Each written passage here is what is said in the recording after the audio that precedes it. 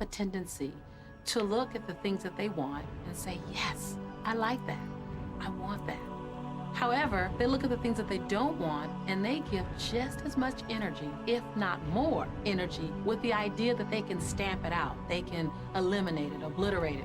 In our society, we've become content with fighting against cancer, fighting against poverty, fighting against drugs, fighting against terrorism, fighting against violence. We tend to fight everything we don't want.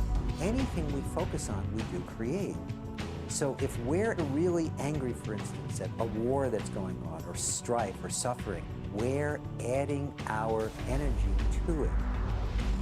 We're pushing ourselves, and all that only creates resistance.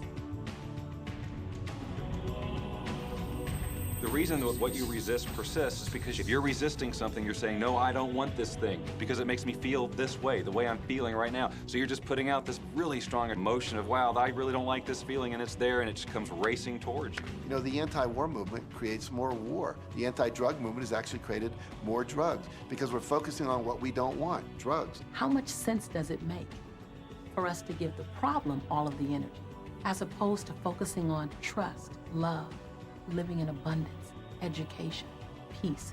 Mother Teresa was brilliant. She said, I will never attend an anti-war rally. If you have a peace rally, invite me.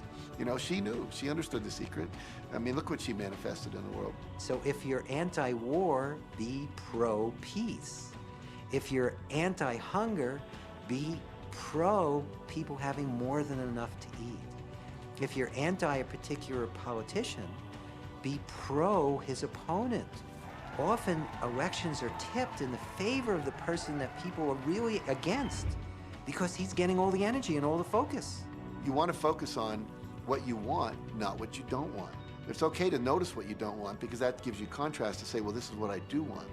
But the fact is that the more you talk about what you don't want or talk about how bad it is, read about all of that all the time, and then say, oh, how terrible it is, well, you're creating more of that. You know, so many times people say to me, well, James, I have to be informed. Maybe you have to be informed, but you don't have to be inundated. I always say when the voice and the vision on the inside become more profound and more clear and loud than the opinions on the outside, you've mastered your life. Learn to become still and to take your attention away from what you don't want and all the emotional charge around it and place the attention on what you wish to experience. Energy flows where attention goes.